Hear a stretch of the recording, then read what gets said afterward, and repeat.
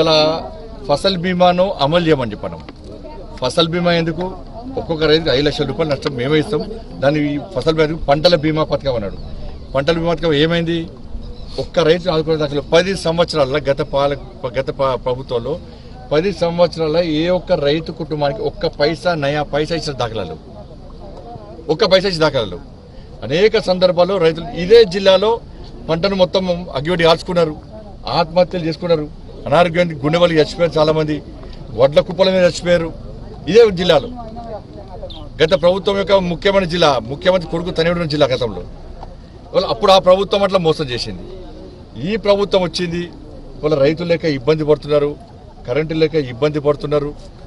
వాళ్ళ లాస్ట్కు ఇవాళ అకాల వర్షాల వల్ల ఇలా పంట నష్టం జరిగింది. ఈ ప్రభుత్వం ఏం చేసింది? ఇవాళ ఒక్కొక్క ఎకరానికి రైతు భరోసా పెడతాను 15,000 రూపాయలు ఇస్తున్నారు. కౌలు రైతులకు కూడా 15,000 రూపాయలు ఇస్తున్నారు. ఎంతమందికి వేసారు? ఇలా ఉపాధి కూలీలకు, ఇలా ఉపాధి దానికి వ్యవసాయ దాన్ని అనుసంధానం చేస్తున్నారు. చేసి 12,000 రూపాయలు ఇస్తున్నారు. ఎంతమంది ఉపాధి కూలీలకు 12,000 రూపాయలు ఇచ్చారు?